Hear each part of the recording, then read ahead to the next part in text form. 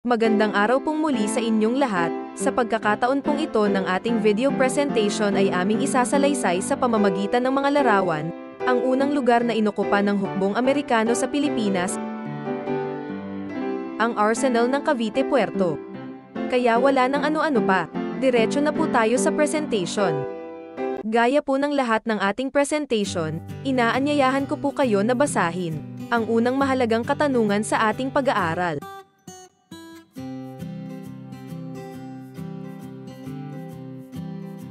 Ang Battle of Manila Bay at ang Batalya de Cavite ay ang naganap na labanang nabal sa pagitan ng mga Amerikano at mga Espanyol noong ika-1 ng Mayo taong 1878.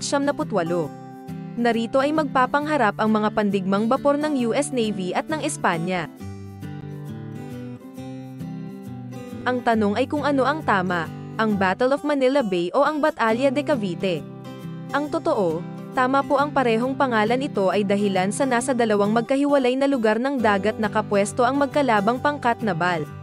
Ang mga Amerikano ay sinasalakay ang mga bapor pandigmang Espanyol mula sa Manila Bay, samantalang ang mga bapor pandigma ng Espanya ay nakahimpil sa kanilang depensibong posisyon na nasa Cañaco Bay na sakop ng Cavite Puerto. Sa pamamagitan po ng mapa na ating ginagamit at palalakihan, makikita po natin ang posisyon ng mga bapor pandigma ng hukbong nabal ng Espanya at ang mga bapor ng US Navy, at makikita po ninyo ang pagiging prominente ng Cañacao Bay at Bacoor Bay kung saan ang nakapagitna ay ang Cavite Puerto. Sa madaling araw ng ika-1 ng Mayo taong 1878 ay naganap ang madugong labanan ng dalawang hukbong pandagat na nagresulta sa pagkawasak ng mga bapor pandigma ng Espanya na nasa karagatan ng Cavite Puerto.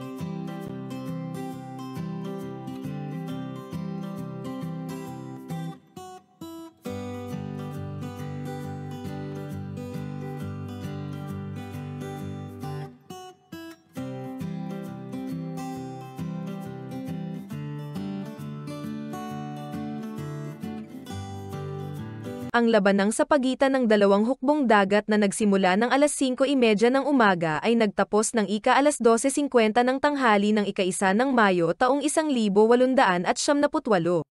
Lumubog na ang mga bapor pandigma at tahimik na ang baterya ng Canyon sa Guadalupe at Sangley Point, at pinag-uusapan na lamang ang pormal na pagsuko ng Cavite Puerto sa kamay ng mga Amerikano. Sa ganap na 1:00 ng hapon ng araw na iyon, tahimik na ang mga Espanyol, wasak na ang Canyon sa Sangley Point sa kabilang tangway ng Cañacao. Samantalang ang mga barko na minsan na tagapagpamalas ng kapalaluan ng hukbong dagat ng Espanya, sa mga oras na iyon ay waring mga naghihingalong mga bangkay na nakalublob sa tubig ng dagat, kasama sa loob ng kanilang mga bituka ang kanilang mga sawimpalad na mga tripulante, na makikisabay na lamang ng pagkalagot ng kanilang mga hininga. Isa sa mga naging kasunduan ng mga Amerikano at mga Espanyol ay ang iiwanan ng mga natalo ang Cavite Puerto sa kamay ng mga nagwaging hukbong nabal ng mga Amerikano sa petsang 3 ng Mayo taong 1878. 3 ng Mayo taong 1878 naganap ang okupasyon ng mga Amerikano sa Arsenal ng Cavite. Dahilan sa kasunduan sa pagsuko ay ang lahat ng mga fort ng mga Espanyol sa area, kasama sa kinuha ng mga Amerikano ang Porta Baga.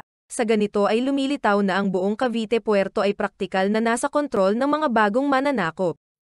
Sa nabanggit na petsa, iniwan ng mga Espanyol na bakante ang Arsenal ng Cavite, at sa kasunduan ay kailangan na wala silang sisirain na anumang mga gusali sa loob ng instalasyong militar at iiwanan ang mga kasangkapang pandigma na nasa loob nito. Naganap na ang okupasyon ng Arsenal ng Cavite sa pamamagitan ng pagpapadala ng mga Amerikano ng kanilang mga sundalong marino sa loob ng instalasyong militar. Ibinaba nito ang kanilang mga kagamitan para sa matagalang pananatili sa lugar, lalo na ang pinaghahandaan nila ay ang magiging pagsalakay nila sa Maynila sa mga darating na buwan. Dahilan sa madali ang pag-abandona ng hukbong Espanyol sa Cavite Puerto, at ang isang araw na pagitan ng okupasyon ng mga Amerikano, ay inuulat ng mga Amerikano na nagkaroon ng isang malakihang pagkuha ang mga Filipino insurgents sa karatig lugar sa mga naiwang kagamitan ng mga Espanyol sa loob ng Cavite Puerto. Sa pagdating ng mga Amerikano sa Arsenal ng Cavite, ay una nilang hinarap ang paglilinis ng mga nasira ng labanan, ininspeksyon ang mga kasiraan na kanilang nakita para sa mga restorasyon na kanilang gagawin sa haharaping panahon. Subalit ang isa sa mga malagim na kanilang hinarap na agaran, ay ang pagkuha ng mga bangkay ng mga Espanyol na nasa loob ng mga wasak na bapor pandigma sa dagat ng Cavite Puerto at ang mabilisang paglilibing sa mga ito. Sa pagkakataon po naman na ito ay ating titingnan ang loob ng instalasyong militar sa loob ng Cavite Puerto, sa panahon na ito ay okupahin ng mga Amerikano. Ilang araw pa si Admiral Duwas sa dagat, at minamasdan ang area kung saan ang mga lumubog na bapor ng Espanya ay nakapaligid sa kanyang nagmamalaking armada at nakataas ang puting bandera sa flagpole ng arsenal ng Espanya, na nagpapahiwatig ng ganap na pagsuko sa mga Amerikano. Habang ang kanyang mga naunang tauhang marino ay bumaba ng bapor pandigmang Baltimore, para sa mapping up operation ng Cavite Arsenal. Pagkatapos na maisaayos ang ilang mga kasiraan sa loob ng arsenal ng Cavite ay bumaba si Duwas sa lugar para sa kanyang ginawang inspection, at bilang pinakamataas na pinuno, ay kumuha at nag-uwi siya ng mga souvenir mula sa abandonadong arsenal. Ang unang kinuha at iniuwi ni Admiral Duwas mula sa arsenal ng Cavite, ay ang ilang piraso ng mga banderang Espanyol na kanilang natagpuan sa inabandonang komendansiya na Bal sa Cavite. Ang nasabing bandera ay nanatili pa rin na nakadisplay sa US Naval Academy Museum. Nag-uwi rin si Admiral Duwas ng ilang piraso ng mga kanyon mula sa arsenal ng Cavite, na makikita po ninyo sa litrato. Mapapansin po sa ayos ng kanya na ito, ang pagkakatulad nito sa kanyon sa Tulay Julian, sa Imos, Cavite. Sa pag-aaral ng researcher, ay natagpuan niya ang isang blog na may pamagat na Philippines on the Potomac sa website na www.popdc.wordpress.com. Ang layunin ng blog ay hanapin at itala ang mga lugar sa Washington, D.C., kung saan mayroong mahalagang papel sa kasaysayan at kultura ng Pilipinas sa mismong kabisera ng Estados Unidos. Isa sa mga lugar sa Washington, D.C., na itinuro ng blog na mayroong kahalagahan sa kasaysayan ng Pilipinas at ng Cavite ay ang Eisenhower Executive Building, na siyang tanggapan ng Vice President ng United States. Ang lugar sa nasabing building na aming binibilugan ay amin pong palalakihan para sa inyo, upang malaman po natin ang koneksyon nito sa Cavite. Ngayon naman po ay aming ipapansin sa inyo ang dalawang kanyon na nasa harapan ng opisina ng US Vice President. Sa post ng blog na Philippines on the Potomac ay inilagay po niya ng litrato ng bronze plaque na nagpapaliwanag na ang isa sa mga kanya na nagsisilbing decoration sa harapan ng opisina ng US Vice President ay isa sa mga kinuha ni Duwas mula sa arsenal ng Cavite. Sa pagkakataon naman pong ito, ating pasukin ang loob ng arsenal ng Cavite, sa mga unang buwan na ito ay napasa kamay ng mga Amerikano. Tayo na po, at pasyalan natin ang loob ng arsenal ng Cavite. Ang una pong makikita ninyo, ay ang gate ng arsenal ng Cavite na nakadugtong sa mismong Fort San Felipe. Makikita sa susunod na lumang litrato ang koneksyon o pagkakadugtong ng gate ng arsenal ng Cavite, sa mismong Fort ng San Felipe. Higit na makikita ang configuration ng Fort San Felipe at gate ng arsenal sa litrato na ipinaliwanag ni Sir Willie Pangilinan. Sinasabi niya na ang nasa kaliwa ng litrato ay ang harapan ng fort at ang kalsada sa kanan, ang papunta sa gate ng arsenal. Kung pag-aaralan ang pwesto ng dalawang landmark sa matandang litrato sa mapa ng Google Earth Satellite, makakagawa po tayo ng paunang paghinuha, na ang matandang gate ng arsenal ng Cavite ay dating nakalagay sa lugar na ito.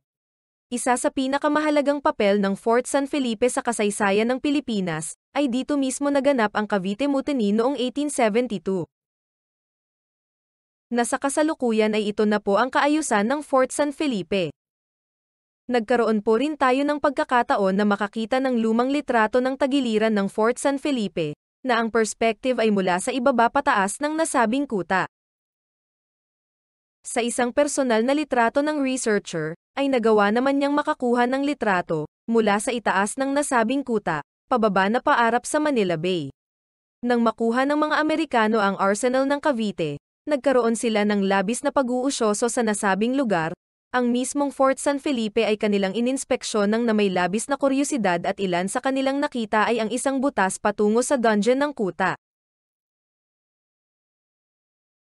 ang isang bahagi ng arsenal na inaakala nilang lugar kung saan nagaganap ang pagbitay sa mga Pilipino. Ngayon po ay mamasyal pa tayo sa loob ng arsenal ng Cavite. Sa panahon na ito ay pinasisimula na okupahin ng mga Amerikano noong 1898. Ang isa sa mga unang kinontrol ng mga Amerikano, sa kanilang pagpasok sa arsenal ng Cavite, ay ang Bastion ng Guadalupe, kung saan ang mga kanya nito, ay isa sa mga ginamit bilang suporta sa mga kanya ng mga bapor pandigma ng Espanya laban sa mga Amerikano. Dahilan rito, imperatibo na ma-secure ang instalasyon ng nasabing bastion. Ang 1st California Volunteer na unang umuko pa sa Cavite Arsenal ay gumawa ng isang drawing ng kanilang mga nakita sa lugar. Una sa kanilang drawing ang kanilang naging barracks sa loob ng arsenal. Ang tagiliran ng nasabing barracks ay makikita naman sa isang drawing ng Diaryong San Francisco Call, ika-24 ng Agosto taong 1878. Ang ikalawa na makikita sa drawing ay ang kanyan sa loob ng arsenal na kumakatawan sa area ng Guadalupe, at ang mga tanawin ng lumubog na bapor pandigma ng Espanya na malapit sa dagat ng Cavite. Ang panghuli ay ang estatwa ni Colon o Columbus, na nawalan ng ulo. Lumilitaw na mayroon pang isang estatwa sa loob ng arsenal ng Cavite, at nanatili na nakatayo sa loob ng nabanggit na lugar sa mahabang panahon. Ito ang estatwa ni Sebastian del Cano. Isa pang mahalagang istruktura na nakita ng mga Espanyol ay ang kapilya ng arsenal, na nagsisilbing simbahan ng mga opisyal ng himpilang nabal ng Espanya, sa panahon ng kanilang paghahari sa Pilipinas. Ang magkasunod na litrato, ay ang lugar na nagsilbing kusina ng 1st California Volunteer, sa likuran ng kanilang barracks. Samantalang ang sumusunod ay ang litrato ay ang view ng Cavite Puerto mula bahay, kung saan naroon ang nasabing kusina ng 1st California Volunteer. Sa pamamagitan po ng paliwanag ni Mr. Romy Cam Arce, ay nilagyan po niya ng label ang nasabing litrato upang higit na makita natin ang mga mahahalagang landmark sa bahagi ng labas ng arsenal, sa lugar na kinaroroonan ng tirahan ng mga sibilyan ng Cavite Puerto. Natatagalan po namin ang pagpapakita para mabasa po ninyo ang label na ginawa ni Mr. Cam Arce. Sa huli, ang pinakamahalagang istruktura na inokupa ng mga Espanyol sa loob ng arsenal ng Cavite, ay ang gusali na tinatawag na komendansiya. Ang nasabing gusali ang tahanan at opisina ng komandante ng hukbong nabal ng Espanyol sa Pilipinas. Ang kaukulan ng nasabing malaking bahay nagpatuloy pa rin sa panahon ng mga Amerikano, dahilan sa ito ay naging opisina ng mga sunod-sunod na mga komandante ng US Navy sa Pilipinas, hanggang sa panahon ng pagsalakay ng mga Hapones. Ang sumunod na litrato, ay ang isang panig ng komendansiya mula sa lupa, kung saan makikita ang prominenteng estatwa ni Sebastian del Cano. Nanasilbing isang liwasan ng arsenal sa harapan ng opisina ng komendansiya. Bahagi ng isang tagiliran ng komendansiya ay ang post office ng mga Amerikano, kung saan ang mga sulat mula sa iba't ibang panig ng Pilipinas ay naiipon para makarating sa iba't ibang bahagi ng mundo, partikular na sa Estados Unidos. Sa ganito ang post office din na ito ay gumaganap din na tagatanggap ng mga sulat mula sa iba't ibang panig ng mundo, para sa distribusyon nito sa Pilipinas. Sa katapusan ng presentation na ito, naipakita po namin sa inyo ang pinakamahalagang lugar sa Cavite Puerto, na unang napasa kamay ng mga Amerikano. Ito ang arsenal ng Cavite, na sa panahon ng paghahari ng Estados Unidos sa Pilipinas ay nakilala bilang Cavite Naval Yard. Salamat pong muli sa inyong pagsama sa amin. Hanggang sa susunod pong presentation.